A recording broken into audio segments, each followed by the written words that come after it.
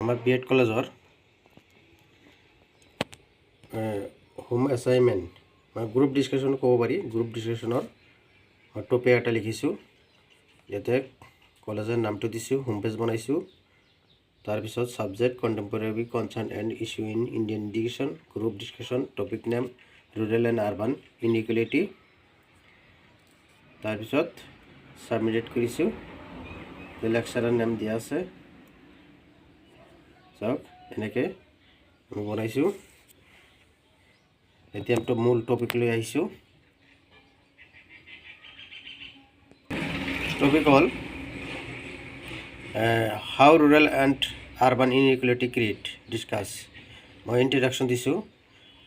Introduction কি আছে? স্বাধীনতা আৰু সমতা প্ৰত্যেকগৰাকী ব্যক্তিৰ জন্ম অধিকাৰ। প্ৰতিজন ব্যক্তিৰ উন্নত প্ৰদৰ্শনৰ বাবে অধিকাৰ আছে। ব্যক্তিৰ সমমূল্যতাসমূহ আৰু সমতাসমূহ হ'ল সেইবিলাকৰ প্ৰয়োজনীয়তাৰ অৱস্থা। অসমতা ধাৰণাটো হ'ল সমতাৰ বিপৰীত ধাৰণা।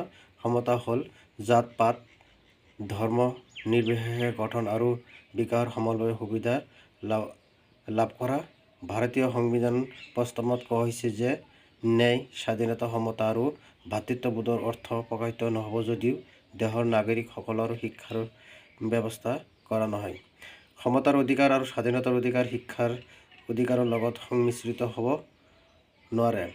হাজাৰ হাজাৰ অশিক্ষিত আৰু অস্বাক্ষৰিত জনগণ নিম্ন স্তৰৰ সৈতে থাকিব আৰু তেওঁলোকৰ আনৰ ওচৰত নিৰ্ভৰশীল হ'ব।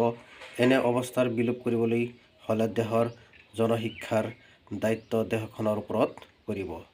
এতিয়া আমি মূল টপিককেইটা আপোনালোকক চাই দিছোঁ। আপোনালোকে চাই লওক।